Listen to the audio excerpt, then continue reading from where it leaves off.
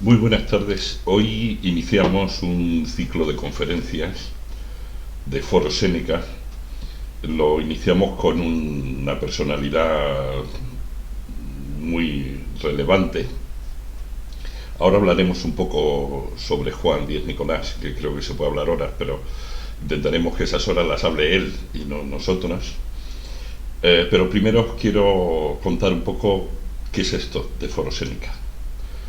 El Foro Séneca es un intento de la sociedad civil, de un grupo de personas, en buena medida empresarios, con una sensación de que tenemos que hacer algo por este país y que no entendemos que la única aportación que se puede hacer sea digamos, la disputa entre partidos y la visión partidaria. Creemos que merece la pena que cubramos tres puntos fundamentales, y es a los que nos dedicamos hoy: a intentar hacerlo bien en tres cosas. La primera es transmitir a los españoles una ambición diferente. No sé por qué hemos llegado a la conclusión de que tenemos que ser los segundos o los terceros o los cuartos en cualquier sitio.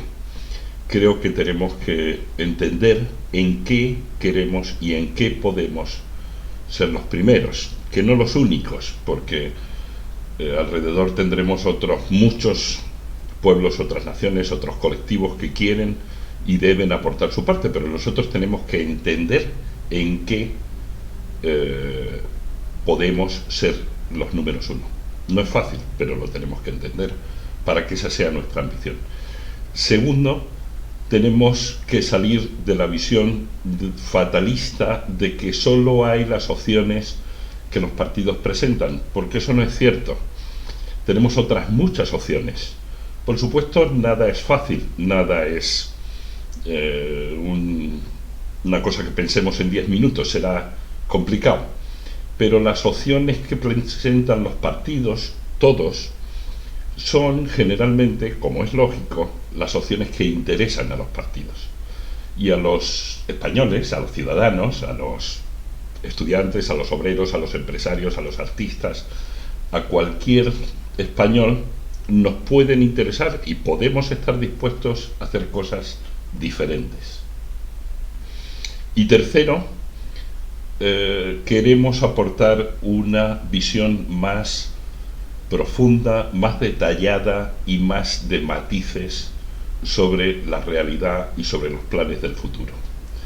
No es verdad que las discusiones sean soy feminista, no soy feminista, o soy de izquierda, soy de derecha, o soy del Madrid o soy del Barça. Esas discusiones no son reales, no son nuestros problemas de verdad. Es a los que nos acostumbran, probablemente es a lo que las marcas políticas nos quieren acostumbrar porque a ellos les viene bien, y es lógico, ellos tienen que hacer su marketing, pero no es lo que interesa a los ciudadanos, no es lo que interesa al país. Por lo tanto, nos disponemos a trabajar en esos tres temas: entender y desarrollar la ambición de los españoles como españoles. Segundo, tener una visión distinta, probablemente más ambiciosa y probablemente más rupturista que la visión que los partidos quieren presentar. Y tercero, profundizar en las cosas, analizar el detalle y ofrecer soluciones detalladas y estudiadas. Cada uno de nosotros en nuestras ramas, en nuestro trabajo habitual, en las empresas o donde hemos estado, estamos muy acostumbrados a analizar problemas complejos y a buscar soluciones inteligentes y sensatas y realistas y viables. Por lo tanto, no somos vendedores de ilusiones ni vendedores de ideas imposibles, todo lo contrario. Por eso estamos iniciando este ciclo de conferencias, las que simplemente queremos arrancar reflexiones en la gente, ¿no? en los ciudadanos españoles. Tenemos la suerte de tener hoy para inaugurar el ciclo a una persona que para mí es de estas personas que te dejan marca enseguida, ¿no? Lo conoces y enseguida te deja una marca. una persona que ha sabido ser siempre diferente en su tiempo y ha sabido ocupar las posiciones que ha ido ocupando, tantas y tan importantes, con una capacidad de inteligencia, de sensatez y de eficiencia en su trabajo absolutamente admirable. Juan Díez Nicolás tiene un currículum que cuesta tiempo leerlo, es tan largo y tan enorme que cuesta leerlo, pero siendo eso importantísimo, no es lo más importante. Lo más importante es que es una persona que, después de haber ocupado responsabilidades importantísimas, de tener una formación y de haber contribuido a muchas cosas muy importantes en este país, ha conseguido mantener la cordura. Uno de los mayores problemas de los políticos notables que nos rodean es que no son capaces de hacer compatible el ser inteligentes con el ser notables. Y en cuanto son notables, dejan de ser inteligentes. Este señor, Juan Díez Nicolás, tiene la maravillosa virtud de habiendo sido muy notable y siendo muy notable, seguir siendo muy inteligente y muy sensato y seguir teniendo una capacidad de análisis realmente admirable. Este hombre, que es, entre otras cosas, académico de número de la Real Academia de Ciencias Morales y Políticas, fue, por ejemplo, el primer español que consiguió una beca Fulbright para ir a estudiar a Estados Unidos en los años 50 y tantos, cuando eso aquí era pues poco menos que impensable. Un señor que ha tenido la capacidad de ver este país desde fuera, con toda su capacidad de análisis. Fue la persona que fue capaz de convertir el Instituto de Opinión Pública en una cosa que ahora está un poco desacreditada, pero que ha sido muy importante durante muchos años, que es el Centro de Investigaciones Sociológicas. Juan Díez Nicolás fue el fundador de ese centro. Es catedrático en no sé cuántas universidades, ha sido secretario de Estado, director general, y ocupó un puesto que para mí es muy relevante por lo que esa figura representa para España, y es que era la persona sin cuya opinión don Adolfo Suárez no daba un paso. De verdad era el sociólogo de cabecera de Adolfo Suárez, y era quien le decía qué opinaba la gente, y lo decía no a humo de paja, sino que lo decía haciendo estudios muy sesudos y muy importantes para entender qué tenía que hacer, y de verdad llevarle entonces a Adolfo Suárez la visión de la calle, que todos sabemos que para él era muy importante, para que tomara sus decisiones. Esa persona, con ese bagaje y que se mantiene tan envidiablemente joven, es la que hoy, en un rato, nos va a contar cuál es su visión de las reformas necesarias en este país, con todo ese bagaje. No me extiendo más, creo que ya es más que suficiente. Os dejo con el doctor Juan Díez Nicolás. Buenas tardes a todos. Lamento las incidencias que ha habido de tipo tecnológico y, ante todo, mi agradecimiento a Manuel Galán, presidente del Foro Séneca, por haberme invitado a esta comparecencia, que hago con mucho gusto, para hablar sobre las reformas necesarias en España. Antes de entrar propiamente en lo que va a ser el objeto de esta charla, querría hacer dos advertencias previas.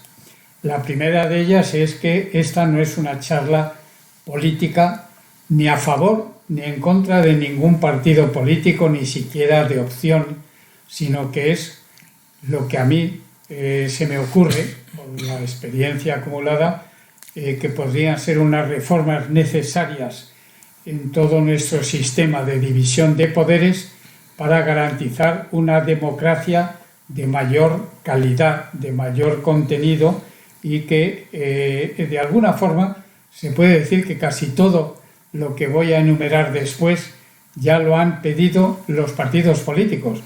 Lo que ocurre es que dicen que van a hacer estas cosas en campaña electoral, pero cuando llegan unos y otros al poder se olvidan de lo que dijeron en las campañas electorales y no parece que tengan tiempo o ganas de llevar a cargo las reformas que ellos mismos han establecido.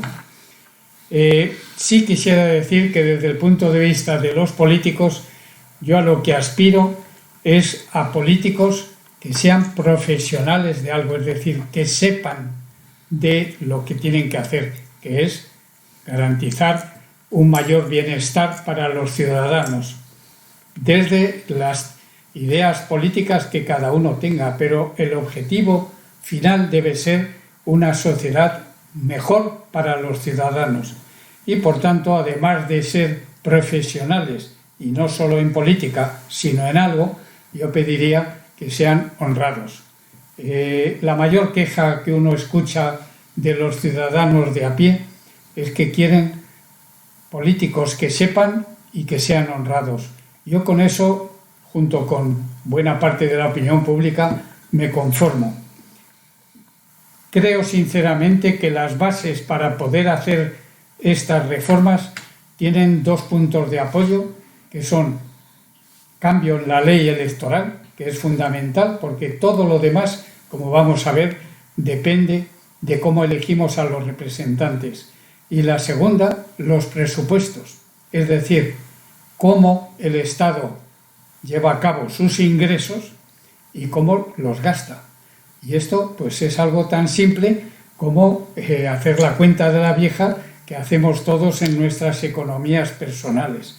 Hay que hablar de ingresos, hay que hablar de gastos y todo con transparencia. Nadie puede creer que el dinero viene del cielo o que los recursos están ahí para que alguien los recoja. Y empiezo ya, si me permiten. Voy a hablar de tres ámbitos de reforma. Los tres poderes del Estado, que son el legislativo, el ejecutivo y el judicial. Y luego algunas referencias últimas sobre los presupuestos. Comenzando, por tanto, por el legislativo. ¿Y por qué empiezo por el legislativo? Porque el ejecutivo depende del legislativo, de lo que elijamos los ciudadanos. Ahí es donde está la soberanía del pueblo, en el legislativo, en el Parlamento, con dos cámaras, como tenemos en España, dos cámaras, pero el legislativo es esencial, porque de ahí viene luego todo lo demás. El legislativo es el que va a hacer las leyes, que van a condicionar al ejecutivo, que van a condicionar al judicial y que van a condicionar los presupuestos. Pues bien, ¿cuál es la reforma que yo propongo para la ley electoral? La que han prometido prácticamente todos los partidos en algún momento de la historia de estos últimos 40 años, que es la reforma de la ley electoral actual para hacerla más representativa. Y esa mayor representatividad está inventada, no hay que inventarla. Inglaterra, Francia, Alemania, prácticamente todos los países de la Unión Europea siguen el modelo que se llama de distrito uninominal. Nada de listas que presentan los partidos, cuyos componentes no conocemos. Distritos unipersonales. Cada distrito electoral se elige a una persona. ¿Quién es el elegido? El que tenga más votos, con algunas variantes que hay de unos países a otros. Está el sistema, digamos, puro, que es el británico. El que saca más votos es el diputado elegido en ese distrito electoral. Uno. Aunque se presenten 12, siempre habrá uno que sea el que más votos ha sacado. Ese es el elegido. Los franceses han hecho una reforma que a mí personalmente me gusta, pero que a ustedes no tiene por qué gustarles, más que el británico. Consiste en decir, hombre, el que salga elegido en ese distrito unipersonal, como puede haber muchos partidos que se presenten, pues no van a sacar ninguno una mayoría, o es posible que ninguno saque una mayoría, así que los dos que hayan tenido más votos van a una segunda vuelta. Y así el que sale siempre con el apoyo por lo menos del 50% de los que han votado, no del todo el cuerpo electoral, pero sí de los que hayan votado. Luego explicaré qué ventaja tiene este sistema, que básicamente, lo digo ahora, en lugar de que los pactos los hagan los partidos, lo hacen los ciudadanos. Ahora cuando alguien no saca mayoría, como es el caso actual, y la mayor parte de las elecciones que hemos tenido en España, porque pocas veces ha habido mayorías absolutas, unas cuantas con Felipe González, una con Aznar y otra con Zapatero y otra con Rajoy. Por tanto, son muy escasas las mayorías absolutas, de más del 50% de los votantes. Bueno, no ha habido ninguna con más del 50%, dicho sea de paso. El que más se acercó fue Felipe González, que en el 82 tuvo un 30 y tantos % de los electores, es decir, de todos los que tenían derecho a voto, y un 40 y tantos % de los que votaron. Es el que más apoyo tuvo, casi la mitad de los que votaron. Ninguno más se ha acercado ni siquiera a lo de Felipe González. En el momento actual se puede decir que el presidente actual pues tiene el respaldo, según las últimas elecciones de noviembre de 2019, el PSOE tuvo el 18% de los electores, es decir, de los que podían haber votado, y el 25-27% de los que votaron. Por tanto, pues está muy lejos también de esa mayoría. Pero insisto, no es cuestión de este gobierno, todos los anteriores, y en el momento en que hay muchos partidos, pues lo normal es que ningún candidato va a tener el apoyo ni siquiera cercano al 50%. Por tanto, el sistema francés permitiría acercarse a eso. Y el modelo alemán, que lo que tiene es también unipersonal, pero al mismo tiempo tiene la posibilidad de unas listas nacionales, como tenemos en las elecciones europeas, donde van normalmente las personas más notables del partido para que no tengan que ir por toda la campaña electoral y el ritual para los diputados, digamos, de menor nivel. Pero cada partido elige a los suyos. Para el Senado tengo también mi propia proposición, que es la de que basta con 2 senadores por provincia. Es decir, para que la representación, de acuerdo con la Constitución, sea la de las provincias y, por tanto, pues sería lo mismo. No hay que modificar nada, sino simplemente tener menos gasto de representantes. No son necesarios, y luego lo hemos visto. Ahora mismo, con la pandemia, estamos viendo cómo las cámaras se han constituido con una presencia de unos pocos representantes de cada partido, que votaban por todo el partido. Pues bueno, es como en las sociedades anónimas, el que tiene un mayor porcentaje de acciones, pues tiene un mayor peso a la hora de votar. Pues, ¿para qué queremos tantos representantes? Sí, los queremos para que estén en contacto con el pueblo, pero los que suelen estar en contacto son los partidos, las máquinas de los partidos, no los representantes. Nunca sabemos.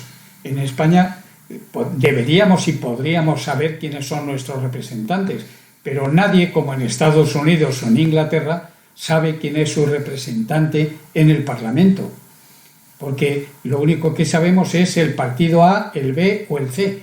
No sabemos quién es la persona a la que podemos escribir o ir a ver para decirle: arrégleme este problema donde vivo, o este problema personal. Tercera cuestión que yo reformaría en el poder legislativo: que no haya aforados. Tenemos miles y miles de personas aforadas en España. Aforado quiere decir que si cometen cualquier cosa que les lleve a los tribunales, no les tiene que juzgar un tribunal normal, sino que hay que pedir permiso al Congreso o al Senado para poder juzgarles. No, los países europeos, que creo que por lo menos son tan democráticos como España, no tienen, la mayoría de ellos apenas tienen aforados. En España tenemos miles de aforados. Hay que limitarlo, como luego diré, a la mínima expresión, el tema de los aforados. Luego, cuando hable del Ejecutivo, volveré sobre el tema. Segundo, o ya cuarto o quinto punto: todos los candidatos, antes de ser elegidos, tienen que haber hecho público su currículum vitae, es decir, los méritos. Cuando uno va a pedir trabajo a cualquier sitio, lo menos que puede hacer es decir por qué quiere ese trabajo, cuáles son sus cualidades, cuáles son sus conocimientos para aspirar. Si alguien quiere ser nuestro representante, lo menos que puede hacer es decirnos cuál es su palmito, es decir, cuáles son los méritos que tiene para pedirnos el voto. No lo pide su partido, nos lo piden ellos, con nombre y apellidos. Y eso es lo que garantiza luego el contacto con el electorado. Todos los cargos deben tener también limitación temporal. Hemos visto personas que se eternizan en el cargo, incluso no ya en los ejecutivos, del que luego hablaré, sino en el legislativo. Personas que llevan prácticamente sentados en el Congreso de los Diputados desde que tuvimos las elecciones del 77. Es decir, hay que de alguna forma dar la ocasión de que otros puedan demostrar su capacidad en la política. Muy importante, y es que los elegidos deben ser siempre independientes. Conste que lo dice la Constitución, pero nos hemos olvidado de ello los ciudadanos, sobre todo se han olvidado los partidos políticos y nos han hecho que nos olvidemos los demás. La Constitución lo dice taxativamente. Los representantes, tanto diputados al Congreso como los senadores, no deben estar sujetos a ningún tipo de mandato imperativo. Es decir, deben ser independientes a la hora de votar. Si les elegimos nosotros, deben respondernos a nosotros, no al partido. Ahora responden al partido. Y es enormemente importante la independencia. En otros países las leyes salen con votos a favor y en contra de personas de distintos partidos, porque el tema afecta de una manera particular a su circunscripción o distrito electoral y por tanto saben que si quieren volver a ser elegidos van a tener que hacer lo que su público, sus electores, le han pedido que haga. Y hay veces que lo que uno quiere hacer no coincide con lo que quiere el partido. Hay algunas otras cuestiones menores, por ejemplo, que los elegidos, los representantes para una legislatura en el Congreso o en el Senado, no deben poder aprobar una ley que les suba sus retribuciones. Eso va contra la más mínima sentido de la dignidad y de la moral. Uno no puede decir qué sueldo se pone. Pueden aprobar lo que vayan a tener los de la siguiente legislatura, porque la anterior no pueden, como es lógico. Por tanto, cada legislatura puede hacer los cambios que quiera para los que vengan después, pero no para los que aprueban, porque claro, es muy sencillo. No conozco ningún otro persona que pueda decir cuál es su sueldo, salvo cuando no es el dueño de su empresa. Y en todo caso, que tendrá que convencer a lo mejor a sus accionistas. Los portavoces están bien, pero no pueden suplantar la independencia de los individuos. Ahora, un diputado elegido en una lista cuyo nombre no hemos sabido nunca, porque era alguien desconocido, si quiere hablar, tiene que pedirle permiso al portavoz. No, yo creo que los diputados deben tener derecho a hablar, pidiendo permiso ¿a quién? Al presidente de la Cámara, del Senado o del Congreso de los Diputados.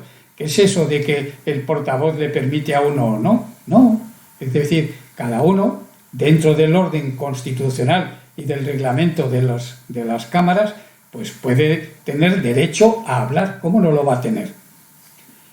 Hay algunas otras, como es que, y esta es importante aunque pueda no parecerlo, pero somos un Estado. Y si somos un Estado, no puede ser que las leyes de unas partes del Estado vayan en contra de las leyes del Estado completo, porque las leyes deben ser para todos. Por tanto, siempre las leyes tendrán que estar de acuerdo con las leyes del Estado. Me refiero tanto a las de las comunidades autónomas como a todo el sistema normativo de los municipios. No puede ser que no puede ser que un municipio apruebe, por ejemplo, declarar la guerra a Francia. No tendría mucho sentido. Pues tampoco tiene sentido que haya leyes o normas de los municipios o leyes que se aprueban en los parlamentos autonómicos que vayan en contra o de alguna forma desnaturalicen leyes que se han aprobado en el Parlamento Nacional con sus dos cámaras, Congreso de los Diputados y Senado. Pasamos entonces al poder ejecutivo. Obviamente, el que gana las elecciones, como tiene mayoría en el legislativo, pues es lógico que el ejecutivo en un sistema parlamentario. Y no hay que olvidar que España es un sistema constitucional parlamentario y no presidencialista, porque tenemos un jefe de Estado que actualmente, y de acuerdo con la Constitución actual, es un régimen monárquico. Por tanto, el jefe del Estado es el rey o la reina.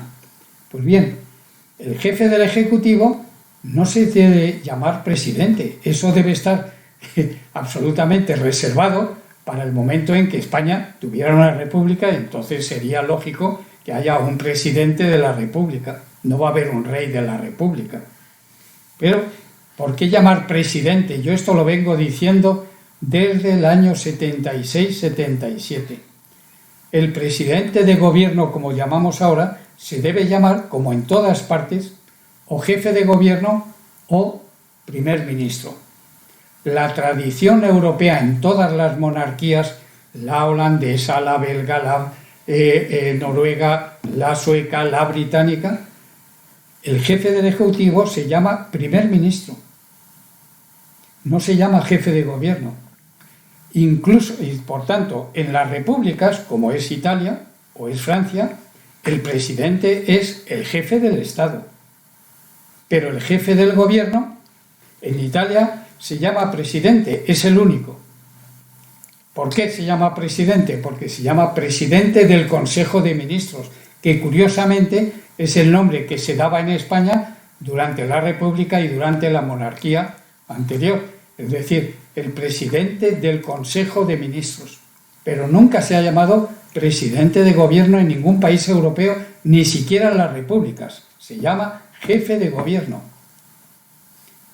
No hay nadie que llame al jefe del Ejecutivo presidente. Si es monarquía, primer ministro. Si es república, presidente. Y luego están las repúblicas presidencialistas, como el caso de Estados Unidos, que ahí no hay ni jefe de gobierno ni primer ministro. El que suele actuar como primus inter pares, porque el presidente es elegido directamente por el pueblo, aparte de elegir los miembros del Congreso o los miembros del Senado, el presidente es elegido directamente. En España, tanto si somos monarquía como república, si es una república parlamentaria, como han sido las dos anteriores que hemos tenido, pues habrá un jefe de Estado, que es el presidente de la República, y un jefe de gobierno que emana del Parlamento. Pero si queremos, eso ya lo dirá el pueblo español cuando se pudiera proponer o se pudiera aceptar, que es el tener un régimen republicano presidencialista, donde el presidente sea elegido directamente. Pero eso no es lo que tenemos ahora. Por lo tanto, ¿para qué vamos a hablar de cosas que no tenemos? Hablemos de lo que tenemos. Más cosas relativas al Ejecutivo. Si el presidente de gobierno consigo alguna vez, como muchos otros españoles, que se llame primer ministro mientras tengamos monarquía, o que se llame jefe de gobierno el día que tuviéramos una república, por la misma razón, los presidentes de comunidades autónomas, los jefes del Ejecutivo en los Länder alemanes o en los estados en Estados Unidos, no se llaman presidentes, se llaman gobernadores, se llaman mandatarios, se llaman de muchas maneras distintas. A nadie se le ha ocurrido llamar. ¿Por qué? Pues porque todo eso evoca como que es que son los jefes de Estado, o bien del Estado nacional, o bien de cada una de las comunidades autónomas. Y eso no es así. Las comunidades autónomas son parte de un Estado y por lo tanto no puede estarse dando el equívoco de creer que son presidentes de todo. Yo establecería, pero esto ya evidentemente pues tiene muchas opiniones y yo no voy a arrogarme el decir que yo hablo en nombre de nadie, hablo en nombre mío y ya es bastante. Pero creo que teniendo en cuenta que esta pandemia ha puesto de relieve que necesitamos más médicos, necesitamos más profesores de todos los niveles, necesitamos más transportistas, necesitamos más de todo. Honradamente yo no he visto ninguna manifestación ni ninguna cacerolada que pida más políticos. Creo que sería bueno que empecemos por recortar también el gasto que representa toda la clase política actual. Aparte de que la clase política, como en otros países europeos, a los que queremos de alguna forma imitar tanto, pero nos olvidamos de imitarles en esto. La clase política son servidores del Estado, no son los dueños del Estado y no son nuestros amos. Y me da igual que la clase política sea más de derechas, más de centro o más de izquierdas. Lo digo y lo he dicho para todos. No, hay que ir con más servicio a la ciudadanía, que es lo que se debe exigir a los políticos, ser servidores, no tener la cantidad de privilegios que tenemos en España para la clase política. Cualquier comparación, comparen ustedes, se ve muchas veces en televisión, el Parlamento británico. Están ahí sentaditos, apretados, las señoras no tienen posibilidad de colgar su bolso en ningún sitio, no tienen sitio ni donde apoyar un ordenador. Todos nuestros parlamentos, no solamente el nacional, todos los autonómicos, tienen un espacio inmenso para su portátil, para su Hombre, por favor, ahorremos un poco en gasto público. Que el gasto público sale de los impuestos que pagamos todos los ciudadanos. Y lo estoy diciendo esto con cualquier gobierno, me da igual cuál sea su color. Y en esa misma línea está el de reducir el aparato, digamos, gubernamental. Con 15 ministros en España tendríamos más que suficiente. Y cada ministerio, una secretaría de Estado. ¿Por qué tantas? Luego hay subsecretarías y hay directores generales. Y todo eso constituye la parte política. Ministros, secretarios de Estado y subsecretarios. De director general para abajo, como en todos los países europeos, funcionarios. Funcionarios de carrera, es decir, que hayan obtenido su puesto en sistemas públicos, no sistemas de dedo para poder colocar a nuestros amigos. No. Hay que ir a un sistema y separar totalmente lo que es, vamos, no totalmente, pero separar lo que es la parte política, que es la que he dicho, ministros, secretarios de Estado y subsecretarios, de lo que es administración pública, que debe tener su propio... De hecho, ha habido países en donde cuando no había gobierno, el país no se paraba, porque funcionaba por la administración pública. El caso que todos tenemos siempre en mente es el de Francia, pero también Italia, también Bélgica recientemente. Es decir, lo político es una parte del Estado y la administración pública es otra parte. Deben ser dos niveles diferentes. Y aquí no lo tenemos, por desgracia. Cuando cambian los ministros, cambian hasta los ordenanzas y los conductores. Que, por cierto, pues yo creo que a estas alturas en que prácticamente el coche ya no es un signo de distinción, pues los ministros, todo el mundo puede, si acaso los ministros, dejarles coche oficial. Bueno, no me parece mal, pero que tengan coche oficial hasta los subdirectores generales y luego están los coches de servicio que utilizan todos los demás, me parece un poco exagerado. España tiene además bastante buen transporte público, no solamente Madrid, también Barcelona, Bilbao, Valencia. Es decir, hay metro en casi todas partes, hay autobuses, hay tranvías. La gente en otros países,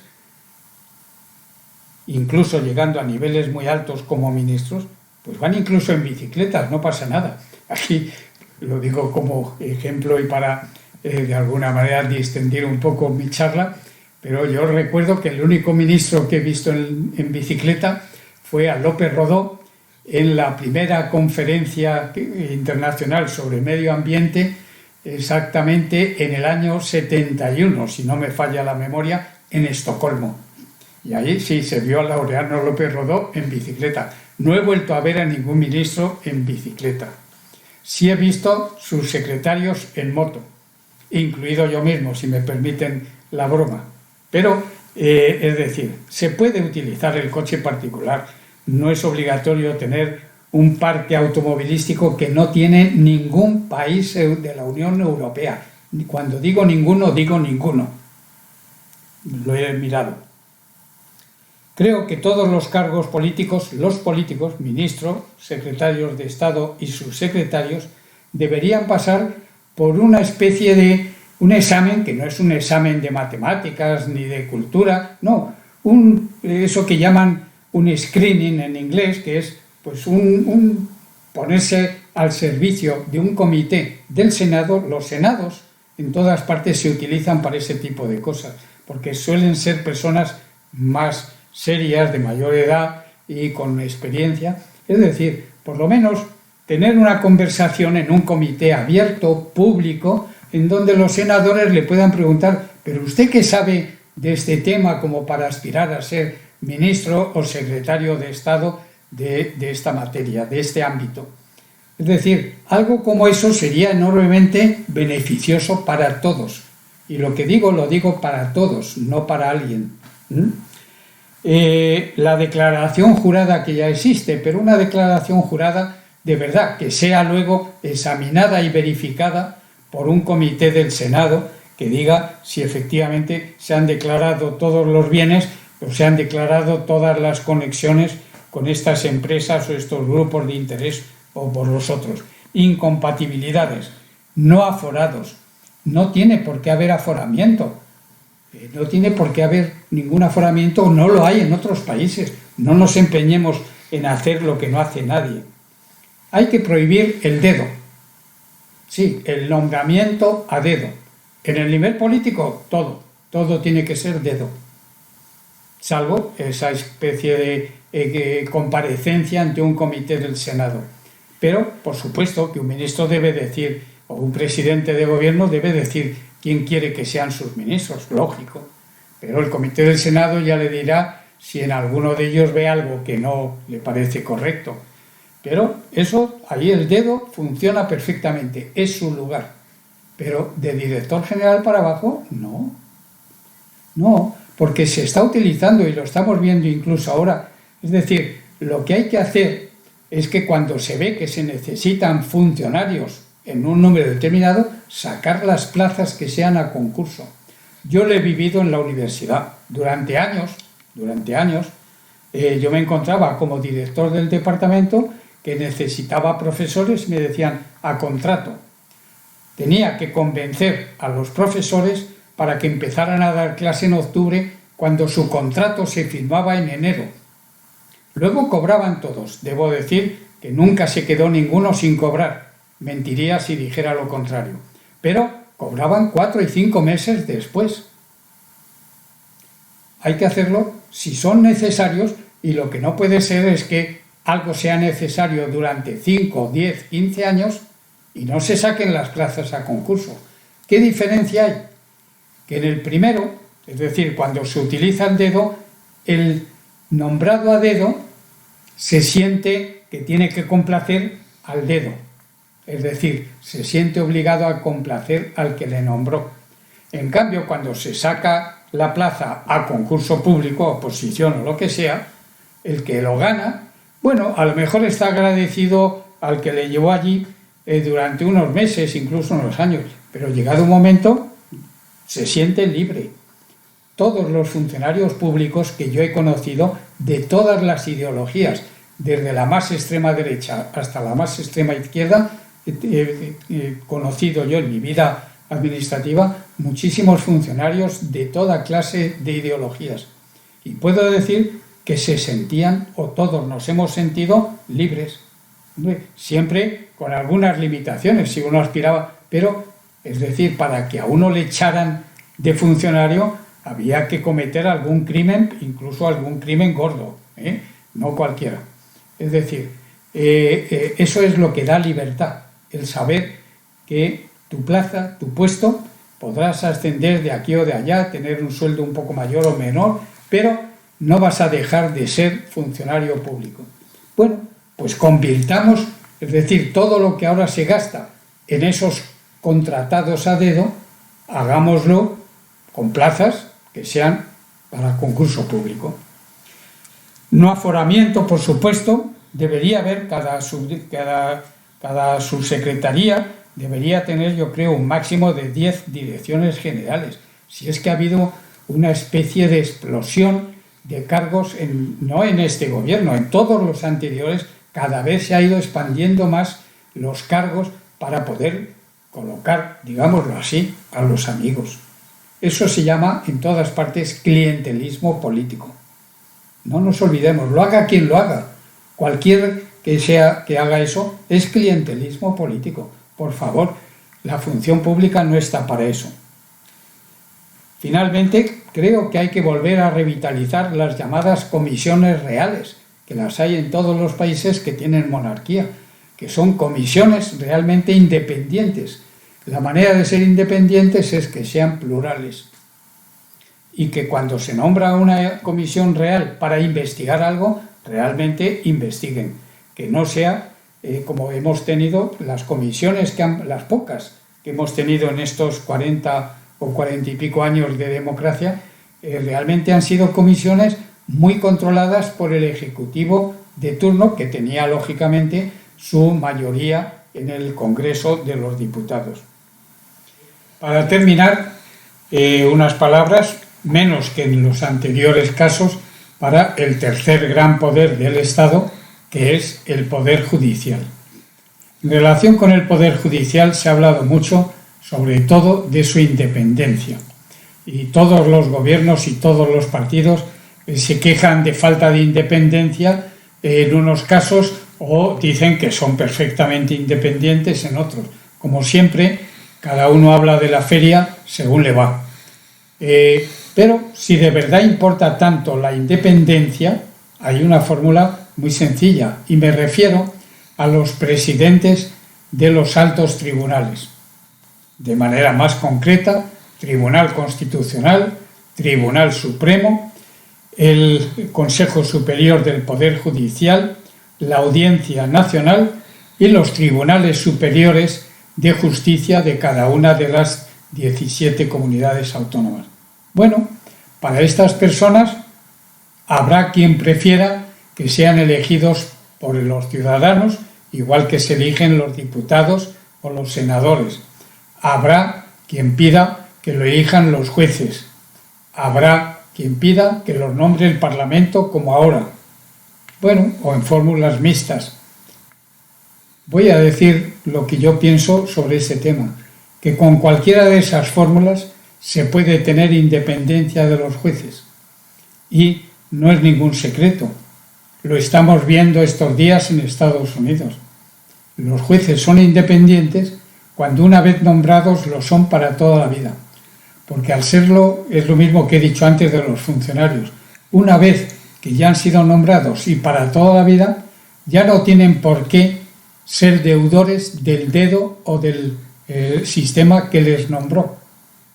Ya son independientes de verdad, porque pueden hacer lo que quieran dentro, naturalmente, de las leyes. También los jueces están supeditados a las leyes, pero no estarán siendo deudores del modo en que fueron elegidos o nombrados para esos cargos.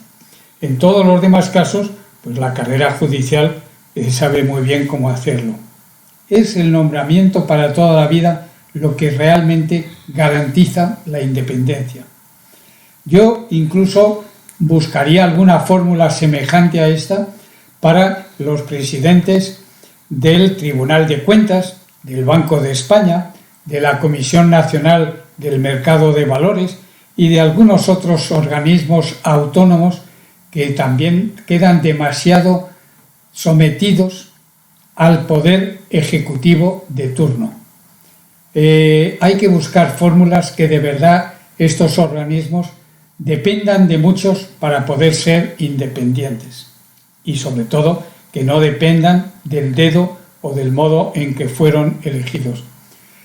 También en el ámbito judicial me permitirán, porque yo obviamente no soy jurista, pero como ciudadano pediría dos reformas que creo que son necesarias, que es la reforma de todo el sistema que podríamos llamar procedimental, el procedimiento judicial, porque los juicios se alargan de manera que hay juicios que duran años y años y años por la complejidad del tema, pero también por todas las triquiñuelas de apelaciones, recursos, etcétera, que pueden hacerse y que obligan a demorar las sentencias durante decenios en algunas ocasiones.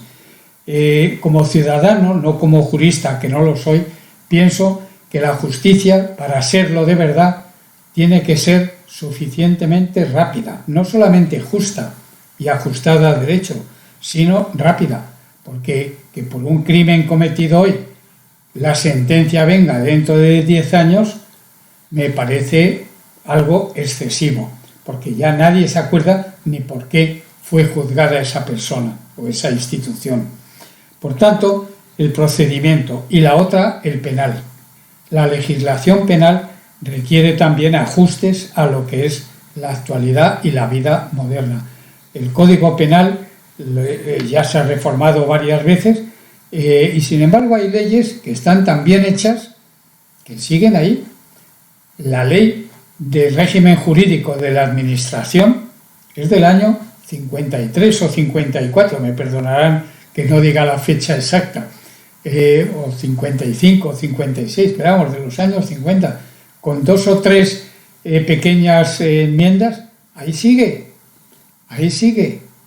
70 años después, pero en cambio las leyes de procedimiento y las leyes penales tienen que cambiar porque necesitan una adaptación mucho más, digamos, pegada a los hechos. Y finalmente, como también había prometido, 2 palabras sobre los presupuestos. Para mí, la ley de presupuestos generales del Estado es lo más importante, la ley más importante que se puede aprobar en un país todos los años, porque es los ingresos y gastos, es decir, es la economía del país. Y eso es suficientemente serio como para que no se despache en 3 días porque el poder ejecutivo de turno tiene mayoría en el Congreso. Si los diputados son elegidos directamente uno a uno y no en listas, como ahora, cada diputado tendrá posiblemente cosas que decir del presupuesto por su provincia, para su pueblo, para lo que sea. Tendrá la opción y será forzado por sus electores para defender los intereses de aquellos a quienes representa. Ahora es un auténtico paseo, pues eso, con timbales y atambores, los presupuestos del Estado. Apenas ni tienen relevancia ni siquiera en los medios de comunicación. En otros países es la ley que más se discute públicamente, no solo en las cámaras parlamentarias. Por lo tanto, yo pediría que sea así, pero lo primero que pediría es eliminar las subvenciones. Somos un país que siempre quiere subvenciones. Todo el mundo lo estamos viendo ahora en la pandemia. No hay ni un solo sector de la sociedad española que no diga que la pandemia les ha hecho reducir, y habrá, la mayoría tienen seguro razón, pero la labor empresarial significa riesgo y por supuesto el Estado tiene que apoyar, pero siempre ha habido sectores, es decir, los que llevaban los lingotes aquellos de hielo, los repartidores de hielo, que yo por lo menos recuerdo de mi infancia, pues cuando vinieron los frigoríficos desaparecieron prácticamente. Sí, ahora en los supermercados venden bolsas de hielo para que llevemos para las fiestas. Bueno, pero hay que eliminar las subvenciones. Yo no conozco otros países europeos o occidentales donde haya subvenciones para los partidos políticos, los sindicatos, las organizaciones empresariales. Pero por favor, si eso hasta parece de chiste, que tengan que tener subvenciones. No, hombre, no. Se requiere una política fiscal, una política de apoyo a las empresas, por supuesto, una política de protección de los derechos de los trabajadores, naturalmente que sí, pero subvenciones, ¿por qué? ¿Por qué? ¿Y qué son esos que llamamos liberados? ¿Por qué tiene que haber liberados? Que me diga alguien si hay otros países donde tengan liberados sindicales que cobran, pero no trabajan en la empresa. Y, bueno, es un impuesto más a las empresas. Es decir, las subvenciones son malas. Subvenciones en temas culturales. ¿Por qué los ciudadanos que pagan sus impuestos luego tiene que haber alguien que les diga que les debe gustar este grupo de rock o el otro que es más de twist? ¿Por qué tenemos que aceptar que para las fiestas de los pueblos y de las provincias y de las comunidades alguien decide por nosotros que no, deje que cada uno pague su entrada? Esa es la mejor subvención, que sean buenos, porque los que sean buenos tendrán gente y los que no sean tan buenos pues tendrán menos entradas vendidas.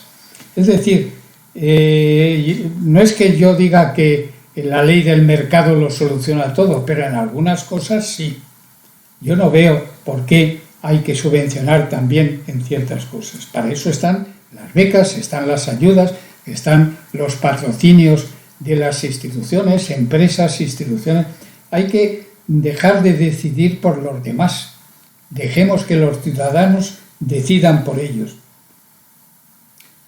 Enmiendas a los presupuestos. Si tenemos, como he dicho antes, diputados elegidos directamente, ya verá usted cómo habrá muchas más enmiendas en los presupuestos. Y se discutirán los presupuestos mucho más acaloradamente de lo que se discuten ahora, porque cuando uno lleva los presupuestos, lo estamos viendo.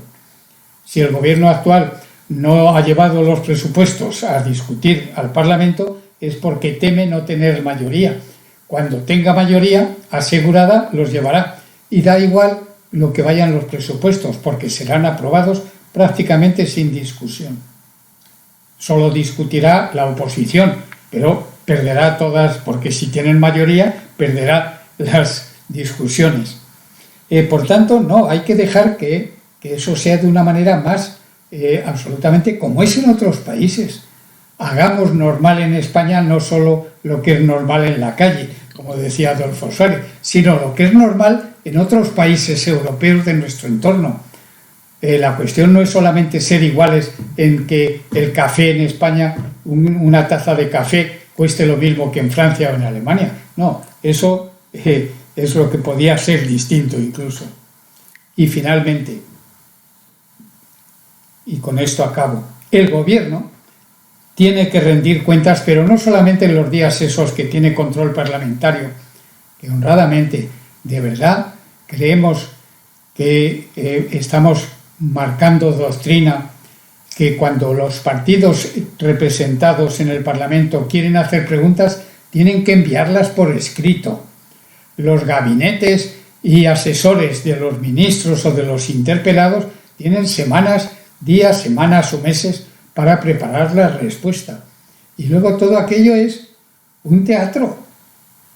Oiga, en el Parlamento británico, que repito una vez más, vemos en televisión con mucha frecuencia, los parlamentarios se ponen de pie y preguntan en ese momento al primer ministro.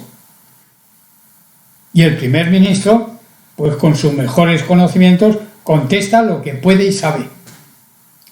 Eso es control. Pero yo pido más, no solamente eso, pero con esta modificación que digo, es decir, hay que olvidarse ya de plazos, es decir, hay que preguntar en vivo. Pero es que ahora parece que los políticos solamente pueden contestar con un papel delante. No, hombre, uno debe saber lo que lleva entre manos. No basta con tener muchos asesores y muchos gabinetes. El que es ministro de algo tiene que saber de lo suyo. De lo suyo. No digo que que en salud tenga que ser un médico. No, me da igual que sea lo que sea, pero tiene que saber de lo suyo. Además del control parlamentario, rendición de cuentas al final del gobierno. Un gobierno al final de cada año, con el presupuesto, yo hice este presupuesto con estos objetivos. Hay que decir, en este objetivo se ha cumplido el 40%, en este el 30%, en este el 70%, en este el 100% y en este el 0%. Eso es la manera de rendir cuentas a los ciudadanos. Los presupuestos se aprueban, perfecto, pero luego tiene que el que ha conseguido que se aprueben sus presupuestos debe dar cuenta, que no me invento nada, que todas las cosas que he dicho están en la mayor parte de los países, no hay nada nuevo. Yo no soy ninguna lumbrera, como ha dicho Manuel Galán al principio, en absoluto. Yo sencillamente tengo algo de sentido común y únicamente leo, me fijo y veo qué es lo que se hace en otras democracias. No hemos inventado la democracia y, sinceramente, creo que la que tenemos es manifiestamente mejorable. Y algunas cosas no las digo ahora, las dije en el 77 o en el 78 o en el 79.